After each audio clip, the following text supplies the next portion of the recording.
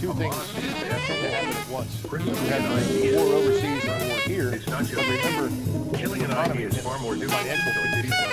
Again, You turn on any of the businesses for the first time in my career. Lots of market analysts coming on and talking about the debt economic control, the rising interest rates, and the inability to support manage your sovereign national debt. And that's the tip of the proverbial iceberg. We already have Americans who are struggling with inflation anyway. Now we're looking at potentially socially drained our strategic oil reserves for all intents and purposes. If the Strait of Hormuz is shut down, if the Suez Canal closes, we're in a lot of trouble. How rapidly can we recover from all of this? How many refineries can we put back into operation? How much drilling can we do quickly? The answer is not very much. So draining that strategic oil reserve is a very serious issue. But we'll be, as we become impoverished and chaotic and subject to these terror attacks, we'll be winning important moral victories, don't you think? Well, in our effort to stand at Israel's side and help protect Israel, we have taken a different route and cast moral turpitude to the side. In other words, how do you help one without committing a war crime against the other? This is the problem with collective punishment. This is the problem with annihilating Gaza and trying to sweep out its population. That's unacceptable to us as Americans. I don't think if you sat down any of Israel's most ardent supporters in the United States and said, are you willing to trade the lives of several 100,000 people in Gaza for the lives taken in Israel by Hamas? After all, Hamas and Palestinian Jihad were the fighters. They lost 1,500. There were 3,000 involved in the several waves of the attack. They're dead. Now we're looking at perhaps 5,000 civilians dead. How many more will we witness? Is that somehow or another justified morally? And I think a lot of Americans will struggle with it. That's why I say it would be best if we had a cooling off period. I'm glad that the Israelis are waiting for additional naval power to arrive on station in the Mediterranean, and also for additional equipment, theater ballistic missile defense and so forth. But we need to use this time to think carefully about how far we want to go, because right now it's a one-way street to regional war. And I don't think anybody really wants that if they think about it carefully. Therefore, looking at someone like Erdogan, however slippery we may consider him to be, his willingness to mediate is a bright light in an otherwise very dark sky. And we should look to that, because we don't want regional war. It will destroy us economically. We're already in bad shape. We've already suffered because of the foolish intervention in Ukraine to try to destroy Russia. Now we have Russia more powerful militarily than it's been since the 80s, and it's poised to enter on the side of Iran. We should all give that some serious thought. Last question. Do you know of any leaders in the United States, political leaders, Pentagon, the Biden administration, who are thinking clearly about this, which is to say, we're framing their thoughts on around what's best for the United States long term? Is anybody? If you don't look like us, Yes, there are. The problem is none of them hold high positions in government, and none of their voices or their analyses or their viewpoints are going to reach anybody in power. I think you have to listen carefully to what Secretary of State Blinken said. He was absolutely unambiguous. We are going to destroy Hamas, whatever that takes.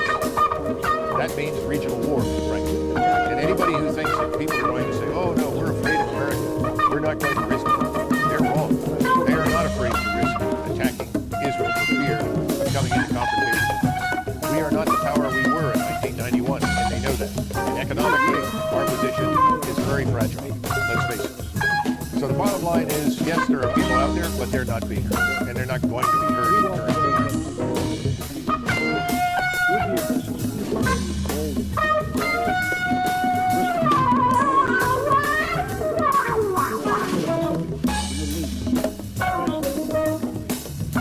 So what say you, Doug? Is that true that if we don't stand firm and just fight in Ukraine, if we don't do everything to make sure that Israel destroys Hamas here, that our enemies across the world will see that it's looking to move into? In the 1990s, NATO ceased to be a defensive alliance.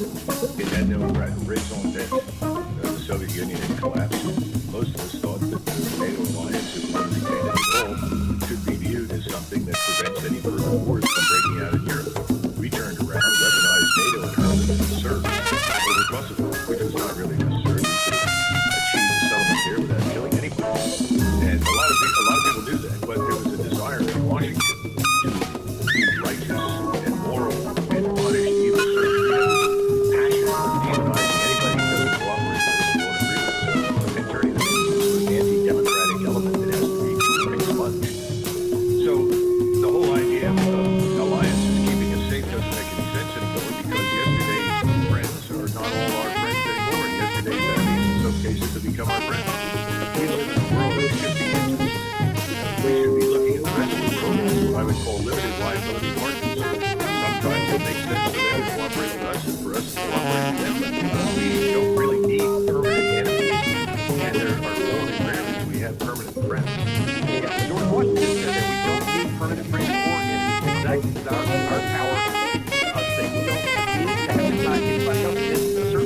like everybody else. Like 22 states in Taiwan. That's not our job.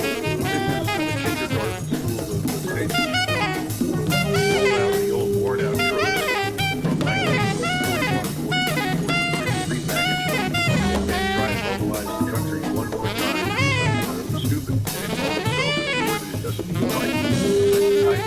I think Mr. Netanyahu is doing something similar in Israel. I mean, he's essentially saying it's my way and God's way or the highway. And that kind of approach is going to, I think, be ruined. Israel knows it lives in an environment that has very few friends, if any. And you want to avoid conflict as much as possible. Now, what Netanyahu and others have tried to do is manipulate build up Hamas, split the Palestinians, and even manipulate them into conflict. It sounds great. Lots of powers have done it. It always fails. And it's failed right here. So I think they need a fresh approach. But of course, if you regard any compromise whatsoever with your identified opponent, then as essentially unacceptable, you're locked into perpetual conflict. And I think that's what we're headed to. It's not going to be perpetual until the last of the sides are exhausted. Well, and something else might be precipitating that problem because that's what the speech last night was he wants another $100 billion to go to all these various partners, $113 billion from 2022 in Ukraine alone. And the question is, can America afford to Biden said during his speech that all of these things will be given to drawdown authority, like they're just discourse, like it doesn't even count, but that's stuff coming out of our war material and our ammunition, and that's making our capacity lower. Now, you're talking about sending more of it out there, and if all of it is to reload our own national security. Now, if we can even get this money, then the Congress is really providing it. How long do you think this money drop is going? Well, the Congress has been doing its always done to make a lot of noise and complain about what we do nothing. Most Americans don't set up with Republicans and Democrats because they don't just seem to care what the impact is here in the population. This business of entangling alliances is a disaster. It's no longer needed.